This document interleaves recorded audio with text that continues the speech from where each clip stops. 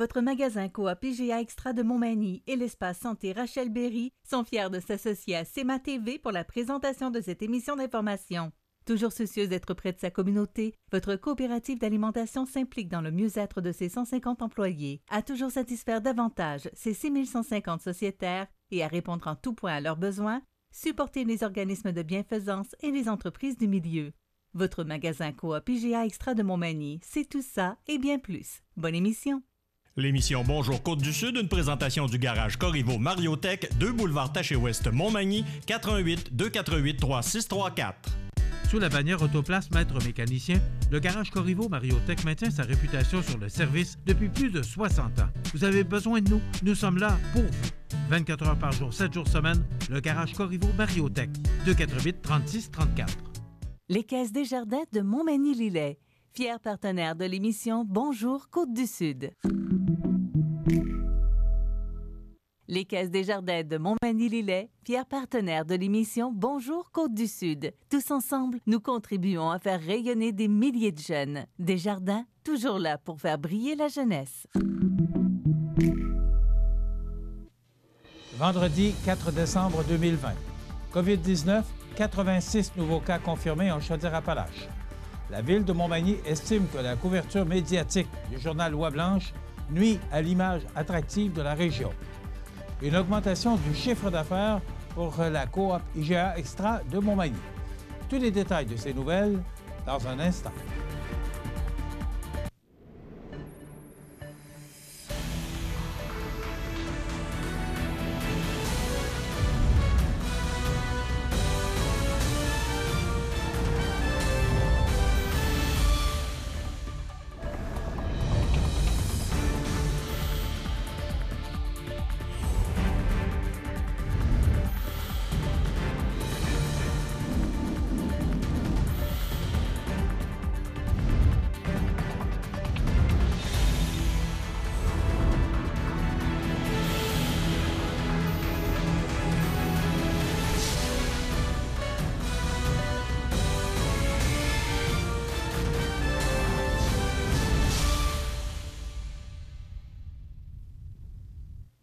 Bonjour, mesdames et messieurs. En date du 3 décembre, voici les principaux éléments en lien avec la situation de la COVID-19. Il y a 86 nouveaux cas confirmés en Chaudière-Appalaches, pour un total de 5 615 personnes infectées. 31 personnes sont hospitalisées, dont 7 aux soins intensifs. Le nombre de cas actifs est de 587. 2 décès supplémentaires portant à 138 le nombre total de décès en Chaudière-Appalaches. Une personne décédée résidait au CHSLD Marc-André Jacques à East Broughton et l'autre résidait au CHSLD Paul-Gilbert de Lévis. La direction du CIS, le CI3S de Chaudière-Appalaches, offre ses plus sincères condoléances aux familles et aux proches de ces personnes et leur fait part de son soutien dans cette épreuve. Pour la MRC de Lillet, on compte 96 cas au total pour 4 cas actifs de la COVID-19. Du côté de la MRC de Montmagny, on dénombre 217 cas au total pour 29 cas actifs. Pour celle des Aides-Chemins, on compte 140 cas actifs pour 140 cas pour 39 cas actifs de la COVID-19. Voici d'ailleurs les cas de COVID-19 selon les endroits de la région de Chaudière-Appalaches. Dans les CHSLD, 4 cas. Résidences privées pour aînés, 4 cas. Autres milieux d'hébergement, 6. Autres milieux de soins, 3. Dans les écoles, 21 cas. Les entreprises, 40. À l'hôpital de Montmagny, on dénombre moins de 5 cas actifs chez les usagers et 8 cas actifs chez les travailleurs, ainsi qu'un décès. À l'Hôtel-Dieu de Lévis, on dénombre 13 cas actifs chez les usagers et 11 cas actifs chez les travailleurs, ainsi que 25 décès cumulatifs. Hôpital de Saint-Georges, on dénombre 7 cas actifs chez les usagers et 14 cas actifs chez les travailleurs, ainsi qu'un décès. Au CHSLD Paul-Gilbert de Lévis, 5 nouveaux cas. On dénombre 23 cas actifs chez les résidents et 14 cas actifs chez les travailleurs, ainsi que 2 décès cumulatifs. Au CHSLD Marc-André Jacques à East Broughton, aucun nouveau cas. On dénombre 1 cas actif chez les résidents et moins de 5 chez les travailleurs, ainsi que 9 décès cumulatifs. Au CHSLD privé conventionné Chanoine-Audet de Lévis, aucun nouveau cas. On dénombre 5 cas actifs chez les résidents et moins de 5 cas actifs chez les travailleurs, ainsi que 9 décès cumulatifs. Au CHSLD de Cap-Saint-Ignace, aucun nouveau cas. On dénombre 1 cas actif chez les résidents et moins de 5 cas actifs chez les travailleurs, ainsi que 18 décès cumulatifs. Résidence privée pour aînés Le Havre à Lévis, un nouveau cas. On dénombre 2 cas actifs chez les résidents. Résidence privée pour aînés Monseigneur Bourget à Lévis, aucun nouveau cas. On dénombre 4 cas actifs chez les résidents et moins de 5 cas actifs chez les travailleurs, ainsi que 5 décès cumulatifs. Résidence privée pour aînés Les Marronniers à Lévis, aucun nouveau cas. On dénombre 1 cas actif chez les résidents, ainsi que 6 décès cumulatifs. Résidence privée pour aînés Maison Louise-Élisabeth à Lévis, un nouveau cas. On dénombre 3 cas actifs chez les résidents et moins de 5 cas actifs chez les travailleurs, ainsi qu'un décès. Dans un communiqué de presse envoyé jeudi dans les médias locaux, la Ville de Montmagny lance une charge contre le journal Loi-Blanche en affirmant que ce dernier manque clairement d'objectivité. Le message de la Ville vise particulièrement les textes éditoriaux du directeur général du journal, Éric Maltais. Encore une fois, la lecture de la plus récente édition de l'hebdomadaire Loi-Blanche soulève de nombreuses interrogations quant à la mission de ce journal coopératif dont les membres proviennent de la communauté d'affaires. Alors que cette même communauté d'affaires souhaite que la région soit attractive pour retenir ses travailleurs et favoriser l'arrivée de nouvelles familles, la couverture médiatique du journal Loi-Blanche omet systématiquement de souligner les bons coups de la Ville de Montmagny et s'acharne de façon subjective sur des dossiers de l'administration municipale visant notamment à proposer une offre de services plus globale à la population. Les propos véhiculés sont tendancieux et comportent des insinuations non vérifiées qui induisent les lecteurs en erreur d'argumenter la Ville de Montmagny. La Ville encourage ainsi les citoyens à faire preuve de vigilance lorsqu'ils feuillettent leur journal régional, tout en se forgeant leur propre opinion. Elle invite également les membres de la coopérative à décrier cette couverture médiatique qui nuit grandement à l'image de la région et qui, selon elle, va à l'encontre des objectifs d'attractivité souhaités par le milieu des affaires et qui semble être cautionné par ses administrateurs. Selon la Ville de Montmagny, l'éditorialiste du journal Loi-Blanche, Éric Maltais, manque de professionnalisme dans ses écrits, car ce dernier ne procéderait pas à une bonne vérification des faits concernant ses propos. Bien que de nombreux articles dits partiaux touchant la Ville de Montmagny aient été publiés au cours des derniers mois, celui paru dans l'édition du 2 décembre 2020 intitulé « Les gens d'affaires veulent rencontrer les élus de Montmagny » est, selon la Ville, celui de trop. Dans ce dernier, Éric Maltais écrit que le projet de centre des migrations deviendrait officiellement le legs du 375e anniversaire de fondation de la Seigneurie de la Rivière-du-Sud et fait mention d'un prospectus qui aurait commencé à circuler en ville afin de solliciter des commanditaires.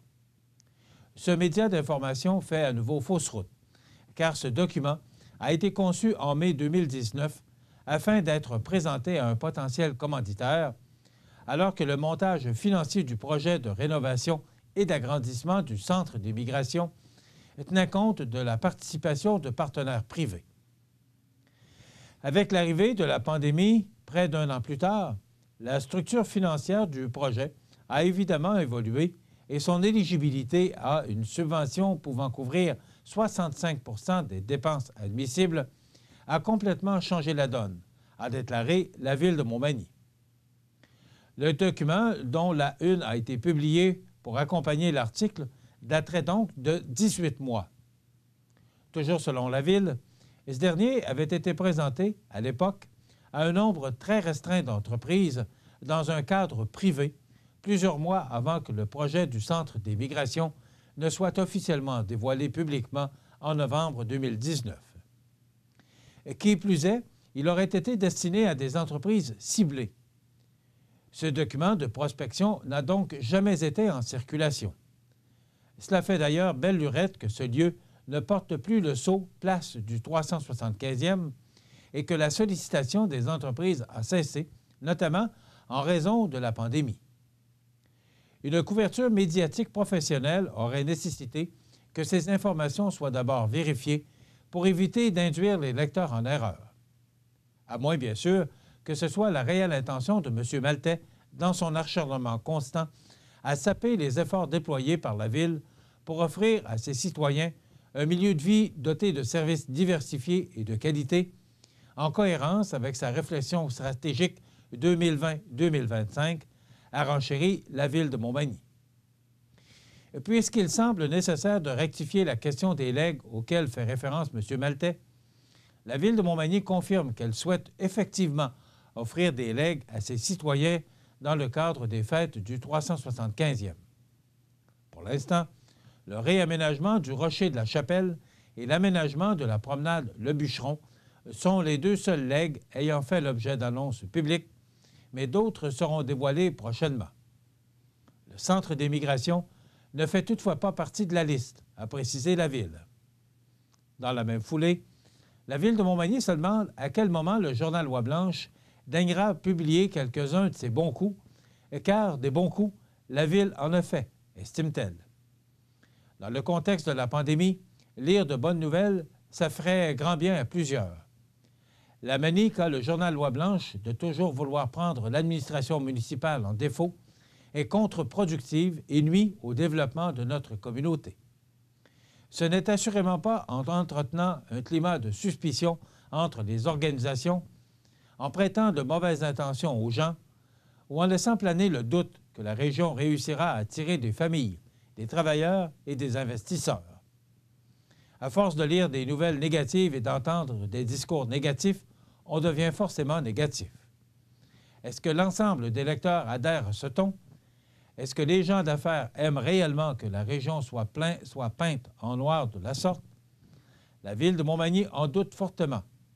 Elle invite d'ailleurs les citoyens et les membres de cette coopérative ayant soif de positivisme et souhaitant un changement d'attitude de la part de M. Maltais à faire part de leurs souhaits au journal Oie-Blanche. Qui sait, peut-être que la magie de Noël opérera, a conclu la Ville de Montmagny dans son communiqué de presse. Contacté par CMA-TV Nouvelles afin de donner sa version des faits, le directeur général et éditorialiste du journal Oie-Blanche, Éric Maltais, avait quelques commentaires et questions à lancer aux autorités de la Ville de Montmagny. Si la Ville n'a toujours rien à cacher, pourquoi refuse-t-elle de rencontrer les commerçants et gens d'affaires, comme demandé par la Chambre de commerce et industrie de la MRC de Montmagny? Selon mes informations, elle a refusé. Pourquoi faut-il toujours faire des demandes d'accès à l'information pour obtenir des documents? Je tiens par ailleurs à rappeler que le journal Oie-Blanche publie tous les communiqués de la Ville et, dans les dits communiqués, il y a forcément les bons coups de la Ville. D'ailleurs, le récent communiqué, où l'on me critique, sera intégralement publié dans les différentes plateformes de notre média, a expliqué Éric Maltais. En ce jeudi 3 décembre, il n'y a pas que la Ville de Montmagny qui a une dent contre Éric Maltais, puisque le comité organisateur des fêtes du 375e, par voie de communiqué, lance à son tour une flèche en direction de l'éditorialiste de Oie-Blanche. Selon le comité, dans l'édition du 2 décembre dernier du journal Oie-Blanche, dans son éditorial, M. Maltais tenterait de réassocier le controversé projet de Centre des migrations aux célébrations du 375e. Une dissociation qui aurait pourtant été faite par le comité organisateur lors d'une réunion de travail tenue il y a plus d'un an, soit le 14 novembre 2019. À l'heure actuelle, les seuls legs que compte offrir la Ville de Montmagny à ses citoyens pour les fêtes du 375e qui ont été dévoilés sont le réaménagement du Rocher de la Chapelle et l'aménagement de la promenade Le Bûcheron. D'autres seront bientôt annoncés, mais le Centre des migrations ne fait pas partie du lot. Je trouve donc extrêmement décevant qu'un média local utilise sa tribune pour publier un document destiné à des fins privées et datant de mai 2019 pour court-circuiter les efforts de notre comité, composé, en bonne partie, de citoyens bénévoles, de confier le coordonnateur des fêtes, Jean-François Roy, avant d'ajouter « Pourquoi vouloir entacher les fêtes du 375e de la Seigneurie de la Rivière-du-Sud à l'aube de leur lancement? Pourquoi gâcher le plaisir de plusieurs citoyens ayant déjà le cœur à la fête? Plutôt que de chercher la petite bête noire, pourquoi ne pas simplement propager la bonne nouvelle lorsqu'on apprend que 12 beaux projets héritage émanant d'organismes du milieu seront réalisés en 2021 ou en 2022 si la situation sanitaire l'exige, qu'une bière du 375e sera bientôt lancée et que des verres officiels sont présentement en précommande? Pourquoi tenir un discours si négatif alors qu'en contexte de pandémie, la population a bien besoin de positif dans sa vie? Le comité en ajoute en comparant Éric Maltais au grincheux qui voulait gâcher Noël. Le folklore recense déjà un grinche qui souhaite gâcher Noël. Nul besoin d'un second pour gâcher les fêtes du 375e de la Seigneurie de la Rivière-du-Sud, a conclu le comité, visiblement en colère. Recontacté par CMA-TV Nouvelles à la suite de ce nouveau communiqué, M. Maltais n'a pas voulu répliquer davantage. C'est mercredi dernier à 19h, en version virtuelle, qu'a eu lieu l'Assemblée générale annuelle du magasin Coop IGA Extra de Montmagny. On vous donne tous les détails dans un instant.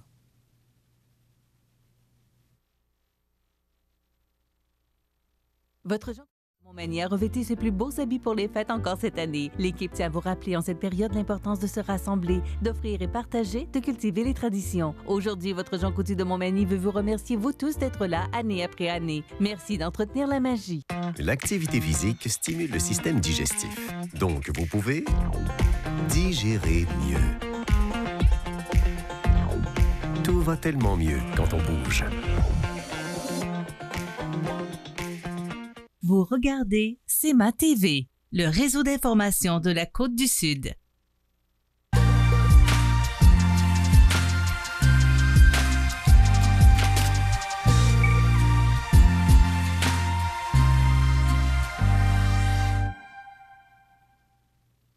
C'est mercredi dernier à 19h en version virtuelle qu'a eu lieu l'Assemblée générale annuelle du magasin Coop IGA Extra de Montmagny. Malgré la crise de la COVID-19, la dernière année administrative de la coopérative a été une année exceptionnelle avec beaucoup de réalisations. Premièrement, la ristourne pour l'exercice financier 2019-2020 est de 1,7 %, soit 437 217 $ qui seront remis aux membres.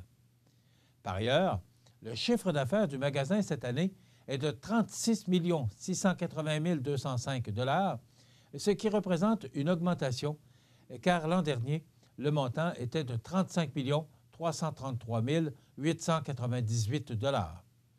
En somme, en 2019-2020, la coopérative a atteint une augmentation des ventes comparable de 3,67 % par rapport à l'an dernier. Rappelons que, pendant la dernière année, le magasin Coop IGA Extra de Montmagny a connu plusieurs améliorations dignes de mention, ce qui rend fier le directeur général du magasin, Francis Rouleau.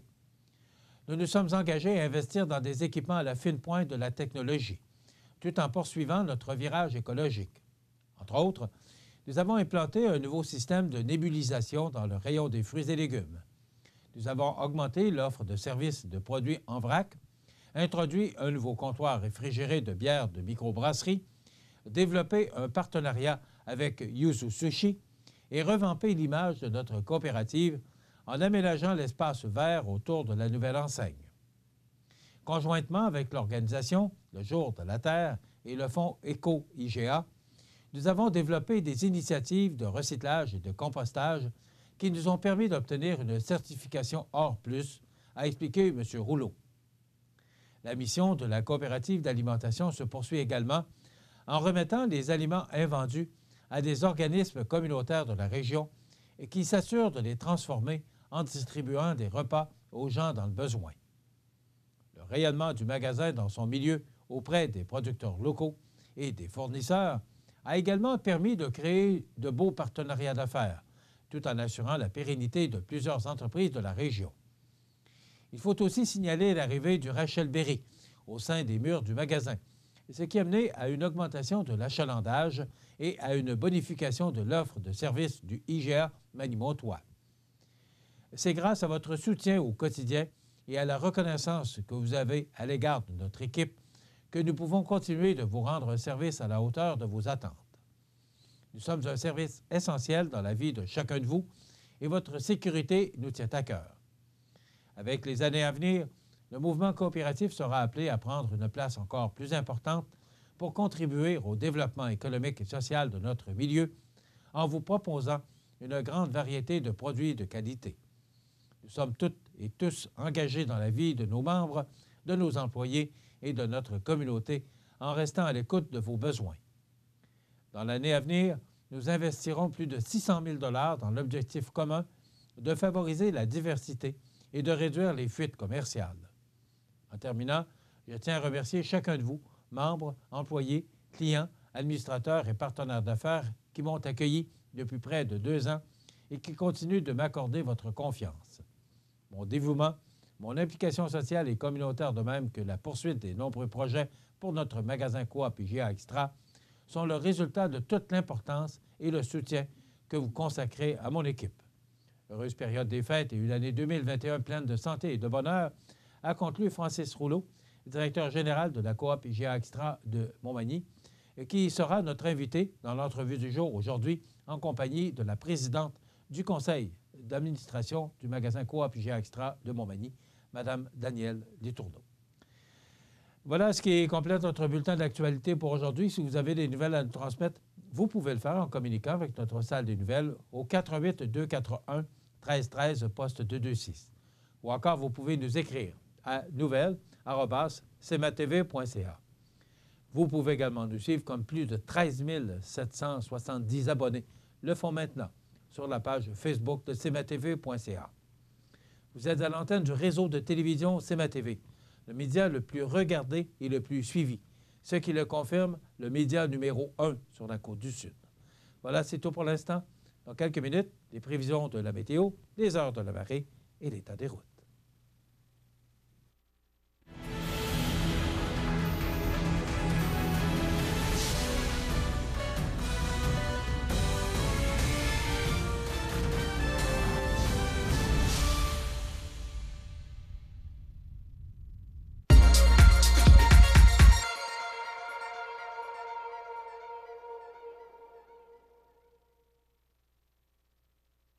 Alors, vous parlez du journal L'Écho d'en haut, le journal qui est distribué au sud de la MRC de Lillet, soit Saint-Adalbert, Sainte-Félicité, Saint-Marcel, Saint-Omer, Saint-Pamphile, Sainte-Perpétue et Tourville. Donc, vous pouvez le retrouver dans votre Publisac de ce mercredi 2 décembre.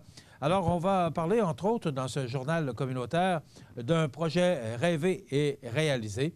On va parler également d'un devoir de mémoire. Jean de Chéneau vous présente ce mois-ci le cheminement de Régine Pelletier, native de Saint-Pamphile. On va parler également des sentiers pédestres à découvrir. Il y a plusieurs chroniques à l'intérieur de ce journal communautaire, des textes très intéressants. Donc, je vous invite fortement à vous munir de ce journal qui est à l'intérieur, je le rappelle, de votre Publisac de ce 2 décembre, le journal L'Écho d'en haut, le journal communautaire du sud de la MRC de Lillet. Les Caisses Desjardins de Montmagny-Lillet, fier partenaire de l'émission Bonjour Côte-du-Sud. Les partenaires suivants sont fiers de s'associer à cette portion de notre programmation. Besoin de t'évader? Ça commence toujours par une bonne dose d'adrénaline. Peu importe où tu vas, peu importe ce que tu fais, on a tout pour t'équiper. Viens nous voir chez Adrénaline Sport au 230 Chemin des Poiriers à Montmagny. Dénoncer son patron, c'est payant. Dès le 23 novembre, rendez-vous sur la page Facebook du CAE Montmagny-Lillet pour dénoncer et faire connaître les bons coups de votre employeur depuis la pandémie. Au total, ce sont 1 000 $ en chèques cadeaux qui seront remis parmi tous ceux qui auront dénoncé un bon coup. Tous les détails sur la page Facebook du CAE Montmagny-Lillet. Dénoncer son patron, c'est payant. Une collaboration de la Société de développement économique de Montmagny. Vous regardez CMA-TV. le réseau d'information de la Côte-du-Sud.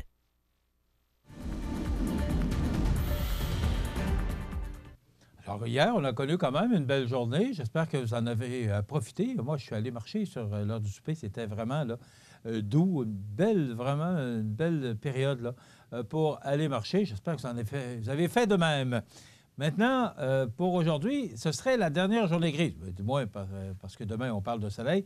Et il y a une intense dépression là, parce qu'il y a une alerte pour Montmagny-Lillet. Je vous en fais part pour les secteurs de Montmagny, Saint-Jean-Port-Joli, secteur de Saint-Fabien et Saint-Pamphile. Donc, c'est un bulletin météorologique spécial en vigueur pour nos régions, émis par Environnement Canada. Une intense dépression se développera sur la côte est américaine samedi. Elle affectera le centre du Québec à compter de samedi soir pour ensuite atteindre l'est de la province dimanche. Cette tempête pourrait apporter d'importantes quantités de neige, de forts vents, de la poudrerie généralisée, même de la pluie verglaçante. Bien qu'il soit encore trop tôt pour prévoir avec certitude les quantités de neige et les régions les plus touchées, le Bas-Saint-Laurent et la Gaspésie pourraient recevoir jusqu'à 30 cm de neige. La pluie verglaçante devrait surtout affecter l'est de la péninsule gaspésienne. Donc, si on regarde notre image radar aujourd'hui, vous avez remarqué qu'on a de la pluie et de la neige, tout dépendamment là, des régions.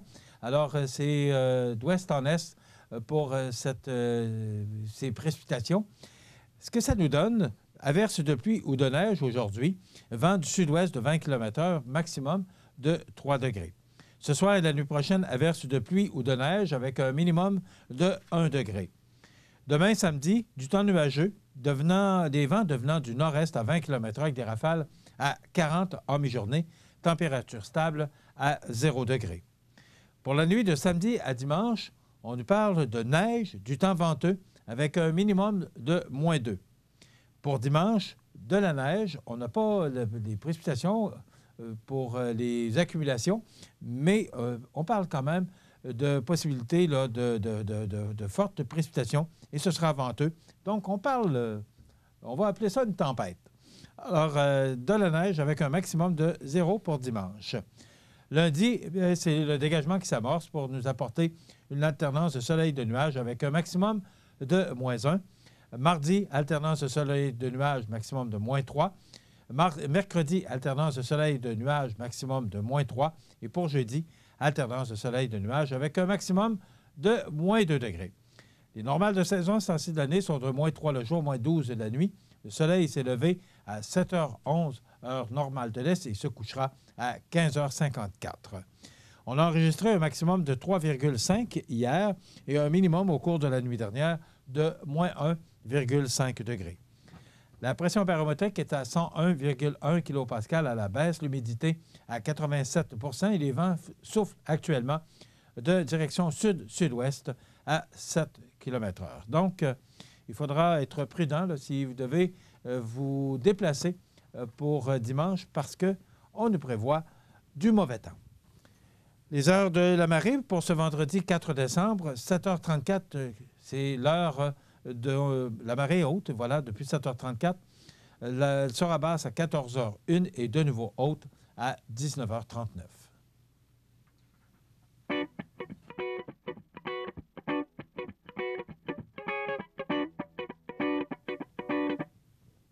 Alors, pour l'état des routes, eh bien, si on parle des routes secondaires, celles qui mènent de Saint-Raphaël vers Saint-Philémon, c'est partiellement enneigé.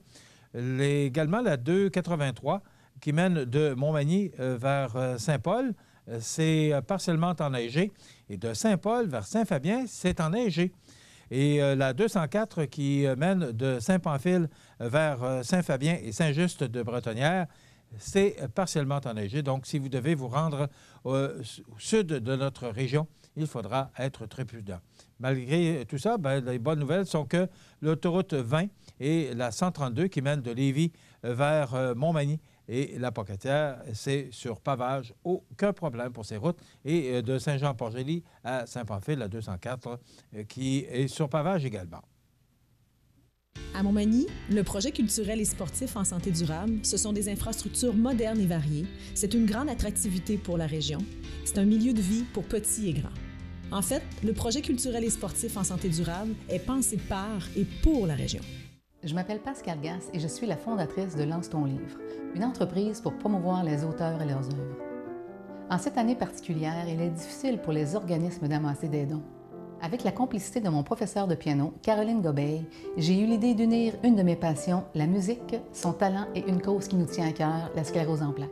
Le 12 décembre prochain, Caroline vous offrira en direct de son studio Piano, Boulot, Dodo un concert virtuel. 100% des dons recueillis seront remis à la sclérose en plaques. On sait, la musique nous fait du bien et particulièrement quand on est malade, tous ces petits moments de bonheur-là sont bons à prendre. C'est pour ça que j'ai accepté avec grand plaisir l'invitation de Pascal de participer à ce concert pour la sclérose en plaques.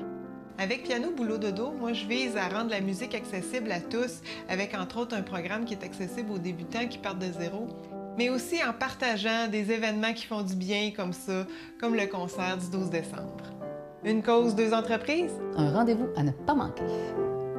Vous regardez CEMA TV, le réseau d'information de la Côte-du-Sud. Les anniversaires IGA vous sont présentés par votre magasin Coop IGA Extra de Montmagny, qui vous rappelle que bien manger, ça commence dans votre magasin Coop IGA Extra de Montmagny. Venez vivre la différence à votre magasin Coop IGA Extra de Montmagny. C'est aujourd'hui le vendredi 4 décembre 2020 et c'est le temps de souhaiter bon anniversaire à nos jubilaires de ce 4 décembre, également le 5 pour demain samedi et dimanche le 6. Alors d'abord aujourd'hui, le 4 décembre, c'est l'anniversaire de Mme Rita Baudouin, qui est résidente de la résidence Manoir Saint-Louis sur la rue Saint-Jean-Baptiste de la famille Soucy. Donc, tous nos vœux vous accompagnent, Mme Rita Baudouin. Et je le dis à chaque fois, on ne passe jamais sous silence les anniversaires de la résidence Manoir Saint-Louis de la famille Soucy. Donc, je sais qu'ils nous regardent dans le hall d'entrée. Donc, je vous dis bonjour à tous les résidents et résidentes, également à tous les employés de la résidence Manoir Saint-Louis. Demain, samedi, le 5 décembre, ce sera l'anniversaire à Gérard Guillemette des habitations Monseigneur de Chêne. C'est de la part de Michel. Donc, bon anniversaire, M. Gérard Guillemette. Bon anniversaire demain, le 5 décembre, à Roland Sylvestre de Montmagny. C'est de la part de Michel. Donc, bon anniversaire, M. Roland Sylvestre, pour demain, samedi. Ce sera également l'anniversaire à mon filleul demain, Alexis Montmini, qui soulignera son anniversaire demain. Alors, tous mes vœux t'accompagnent, jeune homme, pour cette nouvelle année qui s'amorce. Donc, Alexis Montmini, demain, son anniversaire. Le 5 décembre, ce sera également l'anniversaire à Raymond Fortin de Cap-Saint-Ignace. C'est de la part de sa sœur Janine. Alors, bonne fête, Raymond Fortin, pour le 5 décembre, des gens de Cap-Saint-Ignace, qu'on salue d'ailleurs. Et pour dimanche, le 6 décembre, ce sera l'anniversaire à Yvon Montmini de Saint-François de la Rivière-du-Sud, donc aucun lien de parenté. Alors, M. Yvon Montmini de Saint-François de la Rivière-du-Sud, qui soulignera son anniversaire, c'est vos beaux-parents qui vous souhaitent un bon anniversaire, M. Montmini, pour dimanche le 6. Également, le dimanche le 6, ce sera l'anniversaire à Francis Gaudreau. C'est de la part de sa grand-mère Huguette. Alors, bonne fête, Francis Gaudreau. Le 6 décembre. Voilà, ça complète les anniversaires pour cette semaine. Et vous savez qu'à tous les vendredis, je le dis à tous les jours d'ailleurs, nous procédons au tirage d'un certificat cadeau de 25 $ offert par votre magasin Coop IGA, qui a eu de beaux résultats. Je vous rappelle qu'on aura une entrevue avec Francis Rouleau et Mme Danielle Letourneau, justement pour parler de ces beaux résultats de la dernière année du magasin Coop IGA. Donc, c'est Olivier Ménard qui mérite ce certificat cadeau de 25 $. Donc, qui soulignait son anniversaire le 30 novembre dernier. Olivier Ménard est le gagnant de ce certificat cadeau de 25 $. Sur la scène nationale, maintenant, c'est l'anniversaire aujourd'hui à Denis Lévesque, ce journaliste et animateur de télévision à TVA et LCN. Il a 62 ans, Denis Lévesque. Tyra Banks, actrice et ex-top modèle, 47 ans. Marissa Tomei, actrice américaine, 56 ans. Rick Middleton, qui a joué pour les Bruins of Boston, entre autres, il a 67 ans. Anna McCarrigal, chanteuse québécoise, 76 ans. Alex Delvecchio, 22 ans, avec les Red Wings de Détroit, il a 89 ans. Il est disparu de ce 4 décembre en 1995, Little Beaver, je ne sais pas si vous vous souvenez de ça, la lutte. Il est né Lionel Giroux, il est décédé à l'âge de 60 ans, lutteur professionnel de petite taille. En 2017, Mitch Fadden, 29 ans, 4e choix de Tampa Bay au repêchage de la Ligue nationale en 2007. En 2016, Marcel Gottlieb, 82 ans, dessinateur français et géant de la BD moderne. 2013, Robert Altman, 86 ans, chanteur, opéra, baryton basse australien. 2010, Jacques Lafleur, 78 ans, homme politique français. En 2010, David French, 71 ans, dramaturge et acteur canadien. Également pour Gloria Lasso, qui est décédée en 2005, 83 ans, chanteuse espagnole. Et Frank Zappa, 52 ans, chanteur, compositeur et guitariste américain. Dans quelques instants, on vous présente la chronique santé avec Daniel Lachance. Il y aura naturellement la nouvelle positive, les avis de décès et l'entrevue du jour avec Francis Rouleau et Daniel Letourneau du magasin Coop GA, bien sûr, les grands titres de l'actualité. Je vous souhaite donc une bonne émission à notre antenne.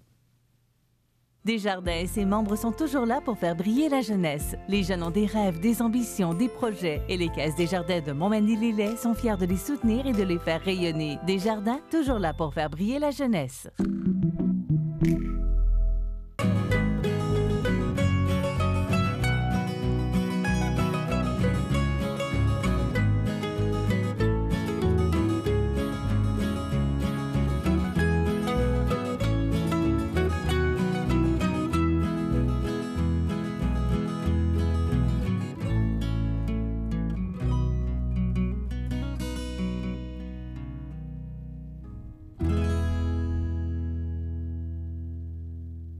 Vous regardez CEMA TV, le réseau d'information de la Côte-du-Sud.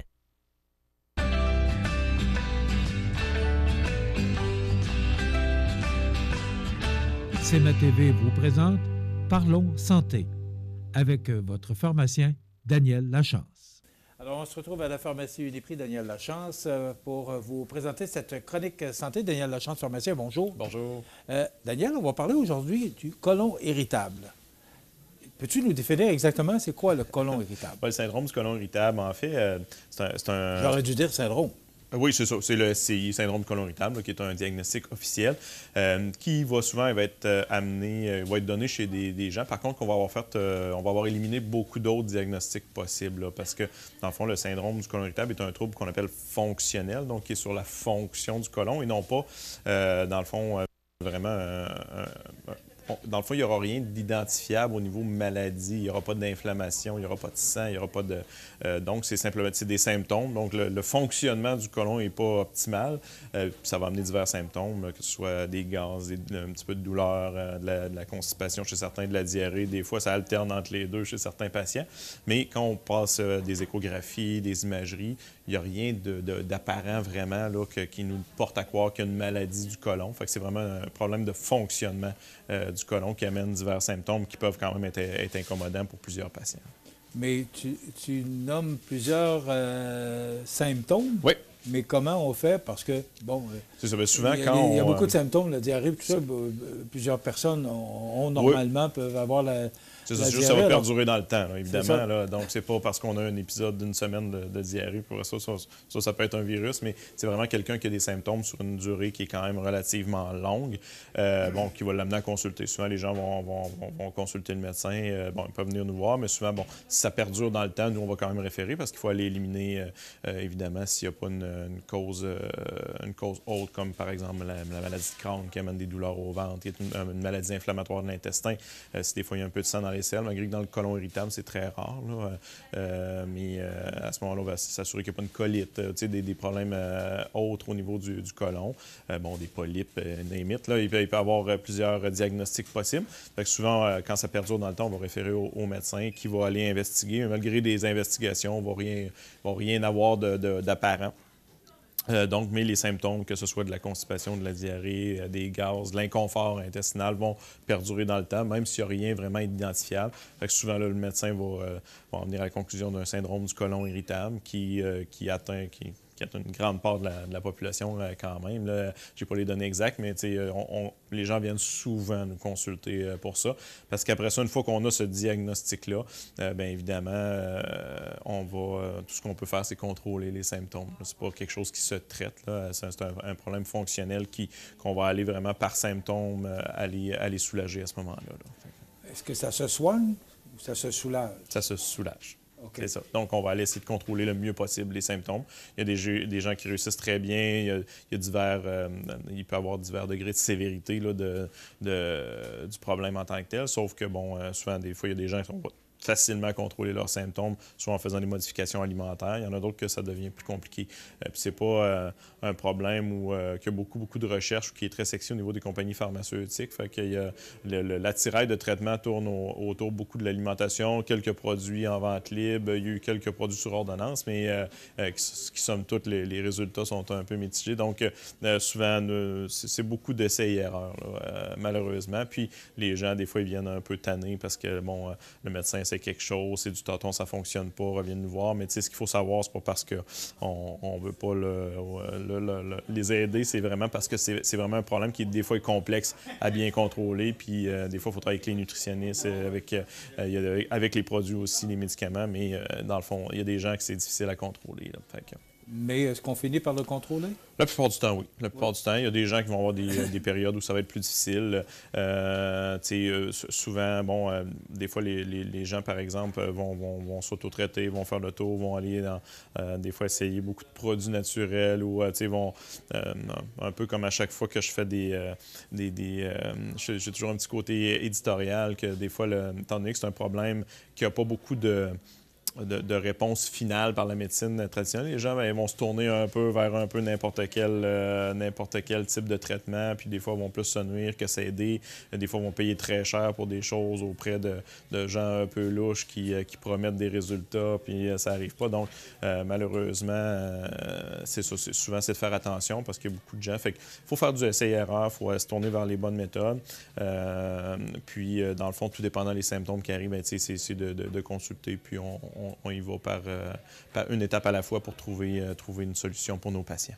Bon, on sait que côlon, intestin, est-ce que ça peut, ce problème-là, le côlon irritable, peut dégénérer ou amener d'autres complications? Non, parce que souvent, comme je dis, c'est un diagnostic d'exclusion. Donc, souvent, on a fait le tour. Une fois qu'on donne le diagnostic, mais est-ce que, par exemple, finalement, après quelques années, on se rend compte que peut-être qu'il y avait un début de maladie inflammatoire, qu'on ne l'a pas vu, puis que là, finalement, en reconsultant, on finit par voir que, finalement, il y a des zones d'inflammation, puis là, il y a soit une colite, une maladie de Crohn ou tout ça. Ça arrive. Là. Des fois, des patients qu'on ne voyait rien, parce que possiblement qu'il y avait des symptômes plus légers, mais que finalement, avec le temps, on se rend compte qu'il n'y avait pas juste la maladie fonctionnelle, il y avait un autre problème qui était là, fait que ça peut arriver. Mais la plupart du temps, une fois qu'on a donné le diagnostic, c'est parce qu'on a fait le tour puis que, dans le fond, il n'y a rien d'autre que d'un problème fonctionnel. Fait que là, on se tourne vraiment soit pour soulager la constipation chez les gens qui ont des problèmes de constipation, soulager la diarrhée pour ceux que c'est plus de type diarrhée. Parce que là, ça peut être un ou l'autre. Exactement, puis des fois, ça peut être en alternance. C'est la beauté de la chose. Il n'y a pas de juste milieu. Donc, souvent, on va éviter les choses trop drastiques. Des fois, les gens, quand ça fait longtemps qu'ils ont de la constipation, bien là, ils vont se tourner vers des lavements ou des choses parce qu'ils sont à bout, là, puis ils veulent quelque chose, mais là, on va plus se nuire à long terme que d'autres choses.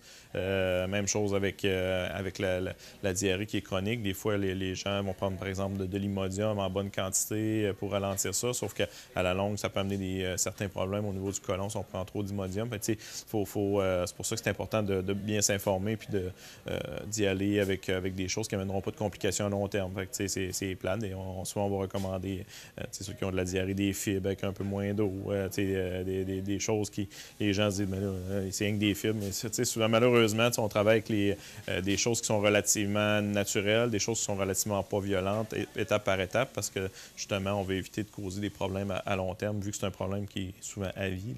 Même chose pour la constipation, on évite les stimulants la plupart du temps. On va utiliser des choses pour favoriser le transit, mais de manière passive, qui vont pas aller fouetter l'intestin, pas développer une paresse à long terme de l'intestin.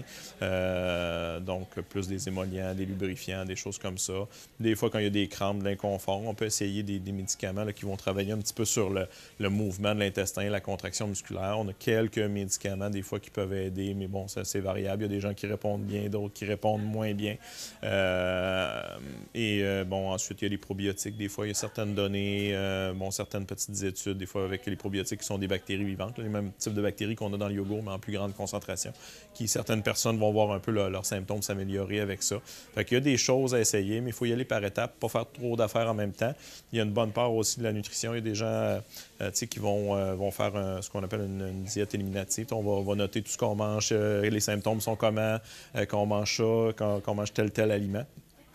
Puis, des fois, on va se rendre compte à faire des associations que tel aliment nous fait réagir un petit peu plus. Fait que, on va essayer de l'éliminer ou quand on le mange, on sait qu'on va avoir des symptômes. Au moins, on est capable d'identifier ce qui va nous amener de l'inconfort puis à quoi notre intestin réagit. Puis ça, c'est une des choses que les meilleurs résultats d'associer les aliments qui sont moins bien tolérés par notre intestin pour essayer soit de les éviter, les contourner ou du moins savoir à quoi s'attendre si on les mange. Là. Donc, c'est souvent ça. Fait que ça peut être fastidieux, ça peut paraître long, mais quand on a une bonne compréhension puis une bonne communication avec le patient puis que on y va vraiment de manière étape par étape, on finit par le patient finit par avoir des bons résultats parce qu'il sait au moins comment s'enligner avec son problème puis quelles choses sont efficaces, quelles choses ne le sont pas, puis quoi faire attention dans son alimentation. Mais ce que je comprends, c'est que pas obligé de toujours aller voir le médecin. Une fois qu'on l'a consulté... Une fois qu'on a le diagnostic, vous autres, ici, vous allez faire le suivi, vous êtes capable de pouvoir... On peut tenter les choses avec le patient, parce que nous, la première chose, comme pharmacien, on veut qu'il y ait un diagnostic clair. On veut éliminer des diagnostics. On veut s'assurer, c'est pour ça qu'on pose beaucoup de questions. Y a-t-il du mucus dans les selles? Là, ça peut être des signes d'inflammation. Y a-t-il des saignements? Si la douleur réveille la nuit, c'est pas juste du côlon irritable. Là. Souvent, il y a de l'inflammation. C'est pour ça que quand on réfère vers le médecin, c'est parce qu'il y a des symptômes qui nous chicotent. Puis on veut avoir un diagnostic clair, éliminer des diagnostics qui peuvent être plus problématiques ou qui demandent un suivi médical. Puis une fois que le diagnostic est officiel puis que le patient il sait qu'il y a un syndrome du côlon irritable, bien évidemment, le médecin va faire un peu le même travail que nous, ce qui est à dire de trouver ce qui fonctionne et moins chez le patient, sauf qu'évidemment, on ne consulte pas notre médecin à toutes les semaines ou à tous les mois. Puis souvent, pour venir à bout du côlon irritable, il faut faire des tests pendant quelques semaines, revoir, réessayer autre chose, exactement. Donc, évidemment, c'est souvent plus facile, soit avec un pharmacien, avec une nutritionniste aussi, qui souvent est d'une bonne aide là-dedans, dans le syndrome du côlon irritable. Et puis, évidemment, puis nous, bien, évidemment, on va faire le tour, c'est de trouver un peu le juste milieu entre l'alimentation, les médicaments qui fonctionnent pas, puis trouver une solution pour chaque patient. Mais c'est très individualisé. Oui, mais c'est ça que je voulais te demander. Est-ce que c'est quoi qu'on voit souvent? Oui. Ah oui? Il n'y a pas une journée qui se passe sans quelqu'un passe que syndrome du côlon irritable en pharmacie. Là. OK. Donc, oui, c'est fréquent. Est-ce qu'on peut dire que c'est une maladie ou c'est une... C'est un syndrome, parce qu'évidemment, une maladie, souvent, c'est ça. Le syndrome, c'est un problème. Les problèmes fonctionnels, c'est étant donné que, bon, il n'y a pas de données, étant donné qu'il n'y a rien qu'on peut faire, quoi. J'essaie de trouver la nuance là, à brûle-pourpoint comme ça. Mais c'est un problème fonctionnel, mais c'est une maladie, je dirais pas... étant donné qu'il n'y a rien qu'on peut identifier comme aux imageries, dans les prises de sang, tout ça, je pense pas qu'on peut catégoriser ça comme une maladie. C'est plus un problème de fonctionnel. Ça fonctionne pas comme ça devrait fonctionner, mais ça n'amènera pas... ça n'amène pas de diminution du pronostic de la vie ou de complications ou de cancer ou tout ça. Fait que c'est un problème plate, mais c'est pas une maladie qui amène des complications sévères habituellement, sauf dans des rares cas où c'est les gens qui mangent plus parce qu'ils ont trop de symptômes, des choses comme ça. Mais là, de toute façon, ceux-là vont être suivis par un gastro-entérologue où on va trouver ils vont être suivis plus serrés. Mais la grande majorité des cas, c'est gossant, c'est plate, ça a un impact un peu sur notre quotidien, mais c'est désagréable, un inconfort, mais ça n'amène pas d'aggravation, de choses négatives pour soit la qualité de vie ou entre guillemets. Là, on sera pas. Il n'y a pas des gens qui vont être hospitalisés ou dans de très rares cas parce qu'ils sont dénutris, là, mais des hospitalisations pour des syndromes de côlon irritable ou des complications sévères, il n'y en a pas vraiment. Là, donc, les gens qui ont les symptômes que tu mentionnes, on vient ici? Oui, on peut appeler à la pharmacie, venir voir le pharmacien, évidemment. Mais là, il faut attendre un certain temps. Pas parce que là, j'ai mal au ventre aujourd'hui que j'ai la diarrhée. Comme je dis, c'est ça. Il y a encore les gastro, les entérites, les virus. Si on a de la diarrhée pendant une semaine, ça rentre dans l'ordre. C'est pas un syndrome du côlon irritable. Tu parles de combien de temps, à peu près? En fait, c'est que ça va perdurer. On doit surveiller. Là, ça va apparaître, puis ça va être soit intermittent, mais ça dure des mois, des années. Ça va être là, ça va disparaître, ça va revenir. C'est quelqu'un qui a une constance des symptômes dans le temps. Puis évidemment qu'on a éliminé les autres symptômes, mais c'est vraiment, c'est pas quelque chose qu'on parle sur quelques semaines. C'est quelque chose qui va revenir soit périodique par période de quelques semaines, mais sur plusieurs mois / années, ou quelque chose qui perdure tout le temps. Les symptômes sont tout le temps là, puis on a éliminé d'autres causes. Là, souvent, on va le savoir, mais c'est pas quelque chose en 2 semaines, mettons. Souvent, on va, avant de dire que c'est ça, ça va s'échelonner sur plusieurs mois / années. Mais vous pouvez soulager? Oui.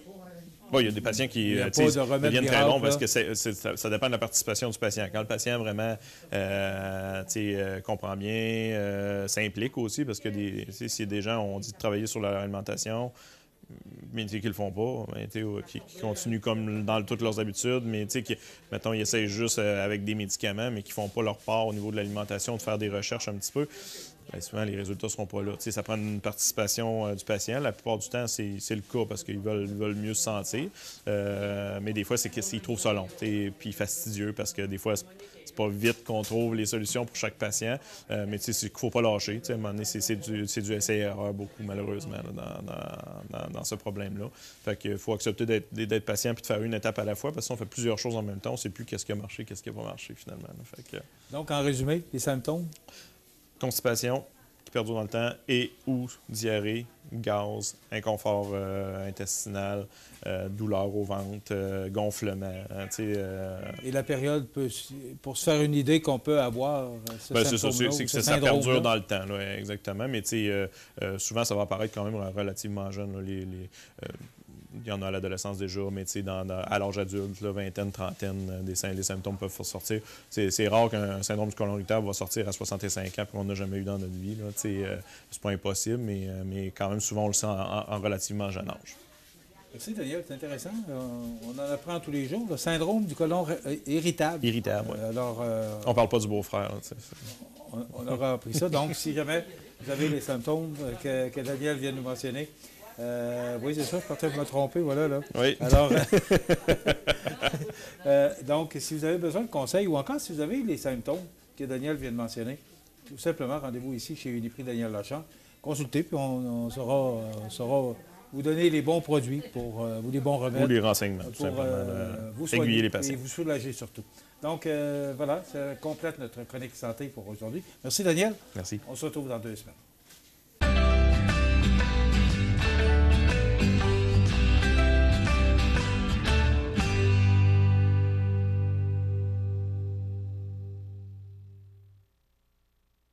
Dénoncer son patron, c'est payant. Dès le 23 novembre, rendez-vous sur la page Facebook du CAE Montmagny-Lillet pour dénoncer et faire connaître les bons coups de votre employeur depuis la pandémie. Au total, ce sont 1 000 $ en chèque cadeau qui seront remis parmi tous ceux qui auront dénoncé un bon coup. Tous les détails sur la page Facebook du CAE Montmagny-Lillet. Dénoncer son patron, c'est payant. Une collaboration de la Société de développement économique de Montmagny.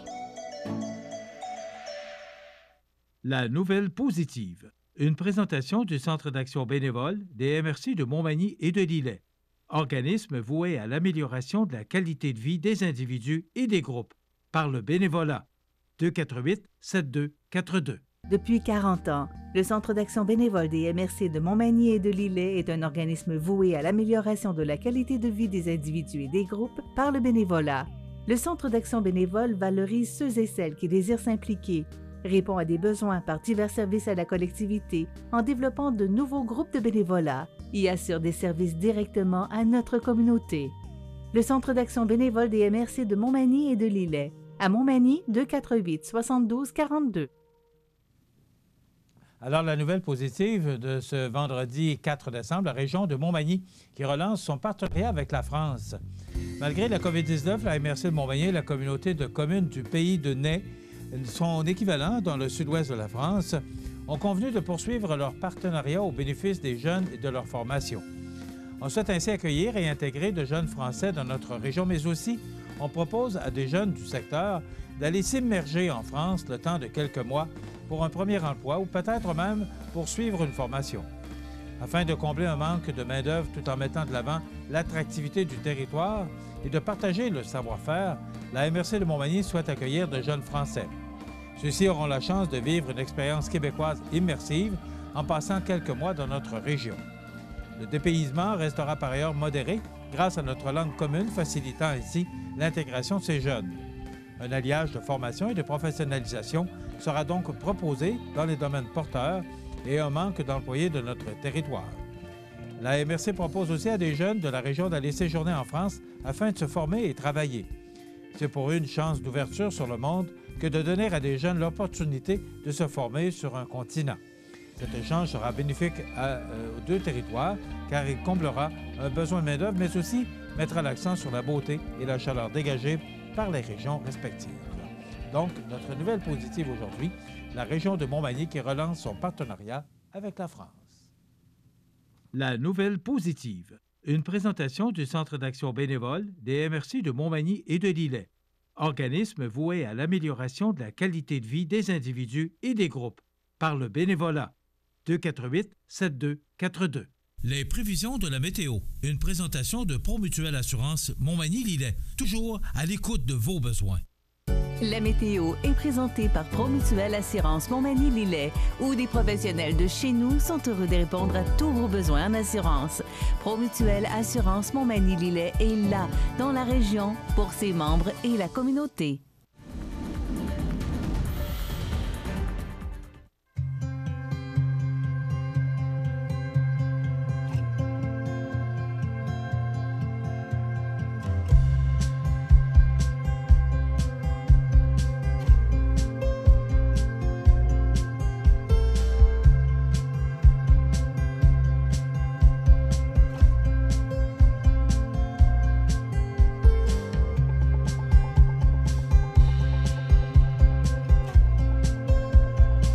Vous regardez CEMA TV, le réseau d'information de la Côte-du-Sud. Les partenaires suivants sont fiers de s'associer à cette portion de notre programmation. La clinique dentaire Montmagny, c'est un service complet de dentisterie. 4 dentistes, un orthodontiste, un maxillofacial. C'est aussi l'équipe qualifiée d'hygiénistes, d'assistantes désireuses de répondre à vos besoins. La clinique dentaire Montmagny, 63 Taché-Ouest, 248-2175. Dénoncer son patron, c'est payant. Dès le 23 novembre, rendez-vous sur la page Facebook du CAE Montmagny-Lillet pour dénoncer et faire connaître les bons coups de votre employeur depuis la pandémie. Au total, ce sont 1 000 $ en chèques cadeaux qui seront remis parmi tous ceux qui auront dénoncé un bon coup. Tous les détails sur la page Facebook du CAE Montmagny-Lillet. Dénoncer son patron, c'est payant. Une collaboration de la Société de développement économique de Montmagny. La résidence funéraire Boulanger vous propose une gamme complète de services personnalisés afin de répondre à tous vos besoins en matière de funérailles. Nous vous fournissons des installations de services innovants qui répondent en évolution des familles d'aujourd'hui. Nous prenons soin de vous afin que vous puissiez vous concentrer sur ce qu'il y a de plus important, votre famille, vos amis et vous-même. Salon funéraire adapté pour votre plus grand confort, grand stationnement et facilité d'accès. La résidence funéraire Boulanger, pour bien faire dans la dignité. Le réseau de télévision CEMA TV vous présente les avis de décès. À l'hôpital de Montmagny, le 23 novembre 2020, à quelques jours de ses 97 ans, est décédée Mme Marie-Berthe Blais, épouse de feu M. Henri Dumas. Elle était la fille de feu M. Alphonse Blais et de feu Mme Marie-Jeanne Jolivet. Elle demeurait à Saint-François de la Rivière-du-Sud. Une funéraille avec Eucharistie aura lieu dans l'intimité avec les membres de sa famille. La famille tient à transmettre des sincères remerciements au personnel de la résidence de l'Orchidée ainsi que de l'unité des soins palliatifs de l'hôpital de Montmagny pour leurs bons soins et leur accueil. Vos témoignages de sympathie peuvent se traduire par un don à la Fondation de l'Hôtel-Dieu de Montmagny. La direction a été confiée à la maison funéraire Laurent Normand, 115 rue Saint-Louis, Montmagny. À l'Hôtel-Dieu de Lévis, le 30 novembre 2020, à l'âge de 78 ans et 11 mois, est décédée Mme Gisèle Proux, fille de feu M. Hilaire Proux et de feu Dame Aldéa Godreau. Elle demeurait à Lévis et native de Saint-Pierre de la Rivière-du-Sud. En raison des circonstances, une cérémonie aura lieu ultérieurement. Les informations vous seront transmises en temps requis. La famille désire remercier le personnel des soins palliatifs de l'Hôtel-Dieu de Lévis pour les bons soins prodigués. Un merci spécial à tous ceux qui ont soutenu notre mère par leur présence et leurs actions. Vos témoignages de sympathie peuvent se traduire par un don à la Fondation du Rhin, greffe rénale. La direction a été confiée à la maison funéraire Laurent Normand, 115 rue Saint-Louis, Montmagny. Aux familles éprouvées, la direction et le personnel du réseau de télévision CEMA TV offrent leurs plus sincères condoléances. Vous regardez CEMA TV, le réseau d'information de la Côte-du-Sud. L'entrevue du jour, une présentation de Télésurveillance Santé Chaudière-Appalaches qui vous offre de demeurer chez vous en toute sécurité. 625-3301 ou tssca.ca. Télésurveillance Santé Chaudière-Appalaches depuis plus de 30 ans favorise le maintien à domicile pour les personnes en perte d'autonomie, ayant des problèmes de santé, déficience physique ou tout pour apporter un sentiment de sécurité à la maison. En appuyant sur le bouton « Aide », un professionnel de la santé sera en contact avec vous où que vous soyez dans votre maison. Télésurveillance Santé Chaudière-Appalaches pour demeurer chez soi en toute sécurité. 625-3301 ou tssca.ca. Je me retrouve ici chez IGA Extra, le magasin Coop de Montmagny, parce que c'est bien important pour notre directeur général de bien préciser que c'est le magasin Coop IGA Extra de Montmagny. Francis Rouleau, bonjour. Bonjour, M. Montmagny, ça va bien? Merci. Et Mme Danielle Destourneaux, qui est présidente du conseil d'administration. C'est la première fois qu'on a le plaisir de vous avoir à notre écran. Bonjour. Oui, bonjour à vous. Le mercredi, le 2 décembre, c'était l'Assemblée générale annuelle. On en a parlé sur nos ondes, mais là, je pense qu'on peut vraiment détailler les résultats, parce qu'on le fait chaque année, les résultats qui sont très beaux, très encourageants parce que là, vous avez vraiment une année complète de fait. L'an passé, vous êtes arrivé en mai 2019. Oui, en plein. Donc, l'an passé, c'était pas une année complète, mais là, c'est vraiment votre bulletin d'une année complète. Très satisfait. Et vous avez un beau bulletin, Francis. Oui, c'est super bien, en fait. Alors, parlons-en. D'abord, il faut parler des chiffres. Oui. Cette année, à ma grande surprise, une augmentation du chiffre d'affaires, c'est quand même surprenant parce que, bon, on sait, avec la pandémie, tout le monde, toutes les entreprises ont connu leur lot de difficultés, mais pas ici. En fait, la pandémie nous a apporté une augmentation du nombre de la clientèle, une augmentation du panier moyen. Pour l'année complète, on a atteint 3,67 % d'augmentation de vente. Et si on se réfère uniquement qu'à la période de la pandémie, entre le 24 février 2020 et le 4 octobre 2020 étant la fin de l'année financière, la moyenne hebdomadaire et mensuelle d'augmentation de vente a atteint les 7,3 % d'augmentation de vente. Okay. Et vous avez attribué ça à quoi, précisément? Bien, naturellement, le fait que nos membres vont possiblement moins à l'extérieur pour faire leur magasinage. On a eu un achalandage plus grand ici en magasin. On a augmenté aussi la disponibilité des produits et on a fait des modifications là, au niveau du magasin, comme vous le savez tous, avec l'implantation de l'espace santé Rachel Berry, qui apporte une clientèle différente là, dans notre magasin. Mais comme c'est arrivé vers la fin de l'année, on ne peut pas comptabiliser Rachel Berry parce que c'est arrivé début novembre. Là. Définitivement, parce que le projet Rachel Berry devait débuter en mars, une semaine avant le début de la COVID, ce qui a fait en sorte qu'on a augmenté beaucoup notre chiffre d'affaires. C'est lorsque, naturellement, là, a eu lieu le confinement. On est passé de 30 livraisons normalement par semaine à 900 dans le plus haut de la pandémie, 900 livraisons par semaine. Donc, un seul camion initialement, on a monté jusqu'à 5 camions. Et le panier moyen, par définition, était beaucoup plus grand. Donc, les gens venaient beaucoup moins souvent en magasin. C'était une personne par famille, mais leur panier était vraiment beaucoup plus gros là, en dollars.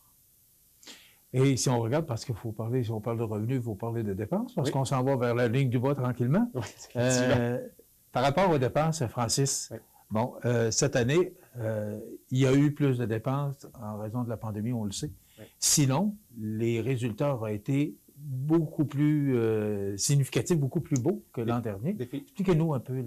Définitivement. En fait, si on se compare l'année 2018-2019, où notre coop a fait en profit 869 000 $, on a ristourné de ce montant-là 647 241. Donc, il y a eu un trop perçu d'exercice de 221 939. Si maintenant on fait le comparable avec cette année, notre coopérative a rapporté 1,2 million de profit. du 1,2 million de profit, on a un 437 217 en ristourne qui sera versé. Et, ce qui représente 1,7 Ce qui va représenter effectivement le 1,7 qu'on va ristourner cette année. Mais par-dessus tout ça, on a dû faire des investissements pour la sécurité de nos membres, de nos clients, de nos employés, qui représentent un montant de 539 914 $. 539 000 $ de dépenses liées à la COVID, c'est vraiment beaucoup, vraiment beaucoup d'argent. Et puis, naturellement, bien, à travers tout ça, on parle de frais au niveau des salaires, on parle des avantages sociaux, on parle de tout ce qui est des charges sociales. Juste l'aspect salarial, c'est 368 000 $ de plus qu'on n'aurait pas eu à débourser si toutefois la COVID n'avait pas eu lieu. On n'aurait probablement pas eu les ventes qui viennent avec non plus, mais nonobstant de ça, c'est quand même une charge financière plus grande à ce moment-ci. Oui, c'est ça ma question. Si on n'avait pas eu de pandémie, est-ce que vous auriez augmenté le chiffre d'affaires de plus de 3 %? Bien, en fait, le chiffre d'affaires n'aurait probablement pas été d'un montant aussi élevé, mais on voyait une tendance, par contre, à la hausse en magasin au niveau du panier moyen, dû à l'aménagement, à la disponibilité des produits. Lorsqu'on ajoute des produits d'achat local aussi, ça apporte des gens à venir en magasin. On est plus visible aussi, je pense, au niveau de la publicité. Oui, tout ça, on fait beaucoup plus de publicité.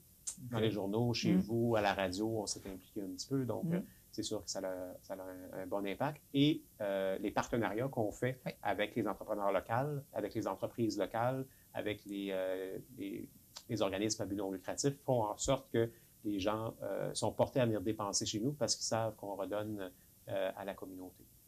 C'est important d'en parler, peut-être avec la présidente, parce que c'est une coopérative. Oui. On veut redonner dans la communauté. D'ailleurs, on le voit parce qu'il y a justement un document. Oui. Est-ce qu'on peut se le procurer ici? Oui. Oui. OK. Alors, si vous en voulez une copie, il est disponible ici en bas. Oui, en fait, aux caisses. Oui, aux caisses. Oui. Dans la communauté, la vie des gens, on a quand même investi beaucoup d'argent, Mme Letourneau. Oui, on a investi plusieurs milliers de dollars aussi. Nous autres, c'est autant, il faut que ça rejoigne notre mission puis nos valeurs. Qu'est-ce qu'on redonne dans la communauté, mais on participe beaucoup à différents organismes ici. On a beaucoup d'entraide aussi au niveau, comme Francis disait tout à l'heure, exemple... la soupe aux boutons, c'en est un exemple. T'sais. On redonne des denrées. Ensuite de ça, c'est pas juste des dons monétaires, c'est beaucoup aussi dans l'alimentaire qu'on va redonner. Fait que ça rejoint vraiment qu'est-ce que la coop veut comme valeur aussi transmettre ici. Ça fait partie d'un des objectifs de la coop? Oui, effectivement. Et c'est de l'argent qui est aussi part de... Mais en fait, parce que on donne à la communauté, mais c'est de l'argent qu'on donne qui n'est pas dans les coffres pour donner en ristourne. Définitivement. Mais ça fait partie de la mission. Exact. Oui, c'est notre mission, c'est ça. C'est ça le but d'une coopérative aussi. Comme Francis mentionnait tout à l'heure aussi, on fait beaucoup plus de partenariats avec les entrepreneurs aussi de la région. Tu sais, c'est juste aussi de créer des liens et de s'assurer, comme là, avec la pandémie, il y a eu plusieurs pertes d'emploi dans divers milieux ici. Bien, nous, à ce moment-là, on avait besoin, pour une période temporaire, justement, pour faire l'assemblage de paniers d'épicerie qu'on faisait sur livraison. Fait que ça a accommodé plein de personnes. Au lieu de faire du chômage, bien, ils sont venus travailler chez nous le temps qu'eux autres, les entreprises, rouvrent à nouveau. OK. La ristourne, moi, j'aimerais savoir comment c'est calculé. Parce que là, on remet tout près c'est 1,7 % vous mentionnez. Oui. Ça représente 437 000, puis il est marqué en beau gros rouge. Oui. Ça, alors, c'est 437 217, c'est 1,7 %. C'est calculé comment, la ristourne? Parce que je suis certain que c'est une question que les gens se posent. Okay. En fait, la façon dont c'est calculé, c'est très simple. Lorsque vous êtes membre à la coop et vous passez à la caisse, vous donnez votre numéro de membre et on enregistre de façon quotidienne, hebdomadaire, mensuelle et annuelle le total de vos achats. Si, par exemple, sur un an complet de ventes, et cette année, les ventes ont totalisé 36 680 205 $. Si, par exemple, 70 % des ventes du 36 680 000 $ proviennent des membres. Donc, nous, on va extraire le 70 % des achats membres. du montant total des ventes. Et à ce moment-là, on va établir, en fonction des achats indépendants de chaque membre, le total annuel. Donc, par exemple, sur un achat de 10 000 qui est fait par un membre, le membre recevra 1,7 de son 10 000 donc il peut s'attendre à recevoir un bon d'achat échangeable en magasin seulement de 170 OK.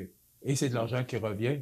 Exactement. Vous voulez donner cet argent-là, mais c'est de l'argent qui revient dans la coop. Donc, ça fait partie d'une autre philosophie et je trouve l'idée vraiment que cet argent-là est investi ici et réinvesti dans la coopérative. On va s'arrêter quelques instants. On va parler de la prochaine année. Parce qu'il y a une année qui s'en vient. Oui. Une qui se termine et une autre qui recommence. Qui est déjà le lendemain, ça recommence. Oui. Alors, dans quelques instants, on revient avec nos invités. Francis Rouleau, qui est directeur général du magasin Coop, et Mme Danielle Letourneau, présidente du conseil d'administration. Et on va parler de l'avenir de la Coop tout de suite après la pause. Si vous avez des belles ventes et pas une scène dans le compte de banque, c'est probablement que vous payez du long terme avec du court terme. L'agilité financière, c'est important en période de crise. Parlez-en à votre CPA.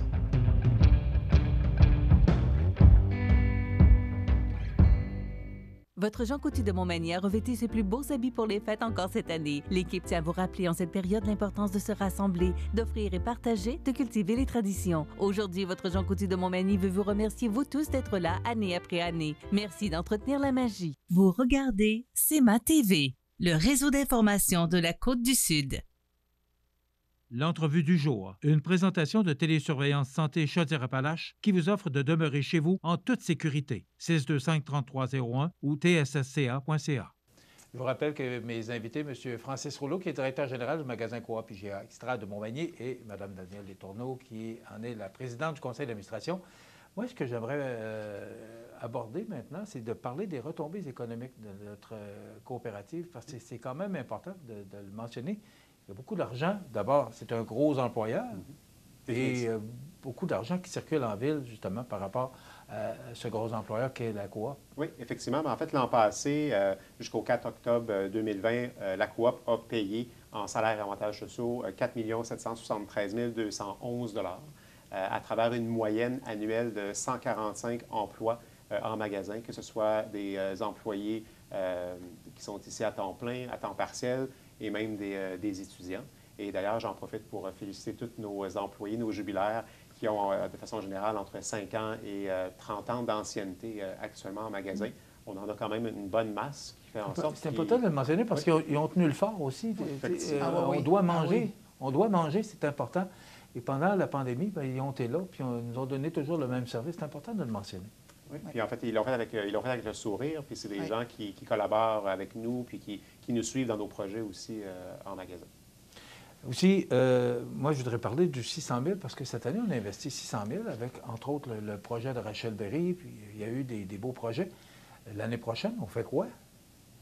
L'année prochaine, on va avoir, si vous avez remarqué un petit peu en magasin, il y a certains endroits qui sont plus sombres un petit peu dans le magasin. Fait que c'est le relampage au complet de notre magasin. Donc, pour faciliter les achats, avoir un meilleur service aussi.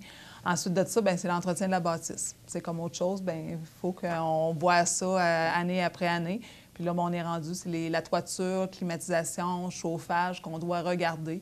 Vérifier aussi si tout ce qui est au niveau de la brique et recouvrement extérieur est encore conforme. Fait que c'est vraiment ça à quoi on va s'attaquer pour 2021. Est-ce que vous voyez des réparations majeures? Parce que ça fait partie de votre plan d'affaires, mais est-ce que vous voyez quoi de majeur pour cette année? La toiture? La toiture, oui, ça va être parce que, vous savez, on a fait beaucoup d'agrandissements au fil des années avec notre magasin. Fait que là, oui, la toiture, elle a besoin d'être regardée à nouveau là, pour voir si tout est encore conforme et qu'on n'ait pas de bris majeurs et qu'on ait de problématiques intérieures par la suite. OK. Puis c'est important de mentionner aussi que vous êtes propriétaire de la SAQ à côté. Oui. Alors, c'est une autre bâtisse que vous devez entretenir aussi. C'est ça, c'est ça. Puis c'est des choses qu'on doit faire de façon assez régulière parce que sinon, vous savez, les coûts vont être astronomiques si on laisse un laisser-aller. C'est sûr. Tantôt, on parlait, si on revient au chiffre d'affaires, Francis, tout à l'heure, on parlait d'une augmentation de 3 Oui. Et on aurait fait, je l'ai dit, on aurait, parce que si n'eût été de la pandémie, on aurait fait près d'1 200 000 de profit par rapport à 800 l'an passé. Oui. Alors, les attentes sont très élevées pour nous, sociétaires, Francis. On s'attend à quoi l'année prochaine? Bien, en fait, en augmentation des ventes, j'estime et je souhaite au moins faire 5 de plus de ventes que l'an dernier. À ce jour, entre le 5 octobre 2020, donc la nouvelle année qui est commencée, et au moment où on se parle actuellement, on a une moyenne d'environ 9 d'augmentation des ventes. 9 ah, oui. 9 à ce jour. C'est sûr que la période des fêtes va s'en venir, ça va augmenter aussi, mais il ne faut pas oublier qu'on est toujours dans un contexte de pandémie où on doit investir des sommes d'argent pour assurer la sécurité à la clientèle, entre autres notre porte d'entrée qu'on a intégrée cette année pour éviter que pendant l'hiver, les gens attendent à l'extérieur au lavage des mains puis à la prise du panier. Mais tout ça, c'est des sommes qu'on va investir puis qui vont apparaître dans les frais de COVID aussi. On doit toujours porter le masque. Donc, en tant qu'employeur, on doit fournir les équipements à nos employés. Ça paraît de rien, mais c'est pratiquement 5 000 $ juste en frais de sécurité pour nos employés au niveau des masques. Frais de sécurité en magasin, c'est une moyenne de 5 000 $ par semaine qu'on paie pour avoir un service de sécurité à l'entrée du magasin, une personne au lavage des paniers, une personne qui est aux caisses aussi.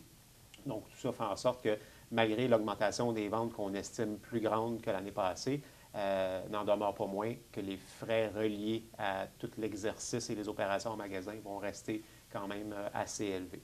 Donc, on peut s'attendre naturellement à avoir une ristourne parce qu'on est une entreprise qui est lucrative, mais je ne m'attarderai pas trop à penser qu'on va avoir une aussi grosse année financière cette année au niveau de la profitabilité et de la ristourne l'année prochaine. OK. Est-ce que, au début de la pandémie, on ne savait pas trop, parce que tout le monde, on apprenait là-dedans, là. Oui. Mais après 8-9 mois, est-ce qu'on a réussi peut-être à diminuer un peu les dépenses par rapport au fait qu'on sait peut-être mieux comment faire pour protéger les clients? Bien, c'est sûr que le gros des dépenses qui ont été faites ne seront pas à refaire, en ce sens où tout ce qui est installation de plexiglas, panneaux intimité derrière les caissières, signalisation dans les allées d'épicerie, publicité à travers tout le système pandémique qu'on a vécu. Les gens sont plus à l'affût, mais n'en demeure pas moins encore qu'il va y avoir des annonces ou qu'il y a des annonces qui sont faites et qu'au niveau du nombre de consommateurs en magasin, il y aura des normes encore plus strictes qu'on va devoir afficher autant au niveau des caisses qu'au niveau des entrées magasins. Donc, on reste toujours à l'affût et de façon hebdomadaire, nous, avec notre entente d'affiliation IGA Extra, on a un appel conférence, un web diffusion à tous les mardis qui nous donne l'enlignement de l'entreprise, parce que vous savez que IGA Extra est la cote d'IGA Extra est très, très haute comparativement à d'autres entreprises ou d'autres bannières ouais. Dans la marge de l'alimentation. Donc, ça veut dire qu'on a quand même... Il y a des choses qui ne sont pas récurrentes, là, comme vous parliez des plexiglas. C'est sûr qu'on n'aura pas à le refaire. C'est une dépense qui a été faite. Mais, moi, Mme Letourneau, je veux savoir comment vous avez trouvé votre première année comme présidente du conseil d'administration. Vous avez... C'était une année de défi. Oui. Je vous dirais que je ne pensais pas de prendre un mandat comme ça au mois de décembre. Je voulais m'assurer d'effectuer une relève avec M. Asselin, qui était là plus de 20 ans. Je suis vraiment contente de l'avoir comme mentor et tout ça.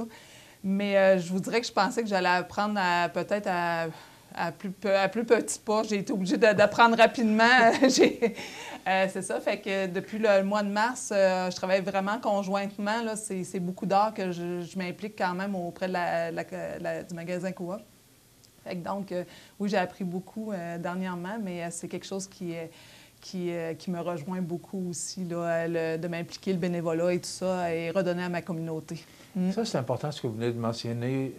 C'est du bénévolat. Là. Oui. Le conseil d'administration est bénévole. Donc, c'est des heures gratuites que vous donnez pour votre coop. Je peux juste vous dire qu'un AGA virtuel, comme on a fait hier, normalement, en présentiel, on se présente, on fait qu'est-ce qu'on doit faire l'Assemblée, mais on a eu plus d'une douzaine d'heures seulement à la préparation avant l'Assemblée. Est-ce que ça répondait à vos attentes de le faire? C'est sûr, on en parlait un peu avant l'entrevue, c'est pas comme... Non. Parce que ça se faisait à la salle Édouine Bélanger, donc on peut parler aux gens, on peut avoir leur pensée, leur feeling, excusez-moi l'anglicisme. Ce que vous n'avez pas eu hier. Est-ce que vous êtes quand même satisfait de la formule? Bien oui, parce qu'on a quand même réussi à rejoindre les gens chez eux. Fait qu'on leur a donné quand même la bonne nouvelle. De façon virtuelle, c'est ça. C'est plus difficile pour nous en tant que gestionnaire, mais moi, je trouvais que c'était quand même une bonne façon de faire, là, de le faire virtuel. Vous avez un conseil d'administration. Oui. Ce serait peut-être important de les mentionner. Oui. Parce que vous le disiez, il y a beaucoup d'heures et beaucoup de bénévolat. Oui. Des mentionner. Puis aussi, concernant les élections, parce que normalement, ça se passe soit le soir de l'Assemblée, parce qu'il y a des nominations. Et vous me disiez que c'était le lendemain qu'officiellement ça se faisait. Oui. Là, cette année, ça va se passer comment? Ça va être le 9 décembre. C'est un choix, comme je vous disais, parce qu'on a quand même mis beaucoup d'heures à faire la GA virtuelle. Fait qu'on va la faire le 9 décembre. Il faut savoir qu'à l'Assemblée générale annuelle, l'exécutif tombe. Donc, elle doit être réélue quelques jours, quelques semaines plus tard là, au Conseil. Fait que c'est ça qu'on va faire le 9. J'aimerais aussi remercier Vicky Vizina, qui a donné quand même 12 ans au poste de secrétaire. Cette année, elle a été réélue par acclamation. Elle va être administrateur avec nous, mais elle a laissé son poste de secrétaire, donner la chance à un autre administrateur de le faire. Okay. Il y a Mme Émilie Fortin, qui, elle, après ses 8 années au sein du Conseil, s'est retirée. Fait que aussi, on la remercie de toutes les années qu'elle nous a données. Et c'est M. Daniel Leduc qui va la remplacer aussi. Fait qu'hier, on avait 4 membres sortants, dont 3 qui se sont représentés, et M. Leduc qui va prendre la place à Émilie. M. Leduc qui est directeur de la fromagerie de l'Île aux Grues. Exactement. Okay. Merci beaucoup. Est-ce qu'on peut les nommer rapidement? Oui. Bien, oui, il y a M. Paolo Paradis, Vicky Vizina, Catherine Boudreau, M. Clément Asselin, Michel Ouellet, Bertrand Proux, Frédéric Bouchard-Paré, Myriam Caron, Sylvie Pelletier et M. Daniel Leduc. Et voilà. Ce sont tous des gens qui donnent de leur temps gratuitement pour le bien-être de notre coopérative. Ça complète. Merci beaucoup d'avoir été avec nous. Moi, ce que je pourrais faire là maintenant, ce serait de vous souhaiter une bonne et heureuse année. Bien, merci, c'est gentil. À vous de même. Et continuer à travailler pour le succès de cette belle coopérative. Merci beaucoup d'avoir été avec nous. Merci, Michel. Merci. Alors, Mme Danielle Letourneau, présidente du conseil d'administration, et M. Francis Rouleau, directeur général du magasin Coop IGA Extra. Ça complète dans quelques instants les grands titres de l'actualité.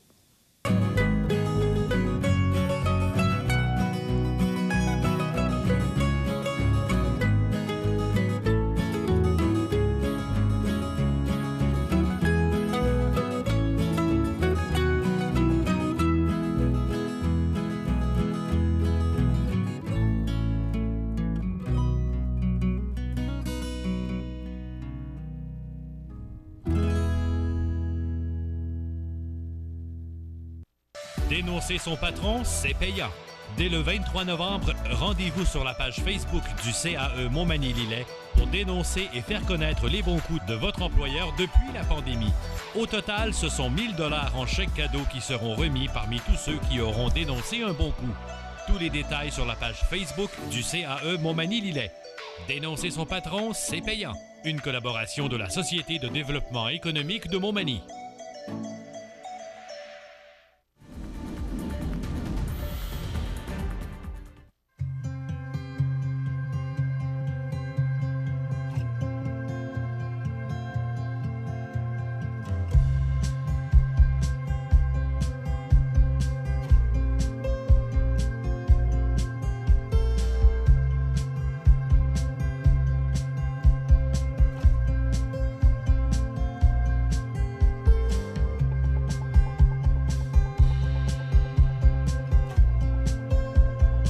Vous regardez CEMA TV, le réseau d'information de la Côte-du-Sud.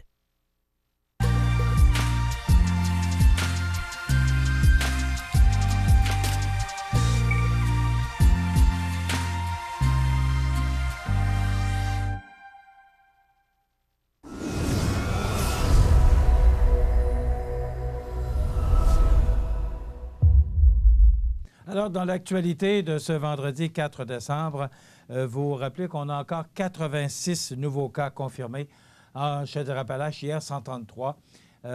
Vous avez entendu l'annonce de M. Legault hier qui fait qu'il n'y aura pas de rassemblement à Noël et on va oublier la zone qui aurait pu changer.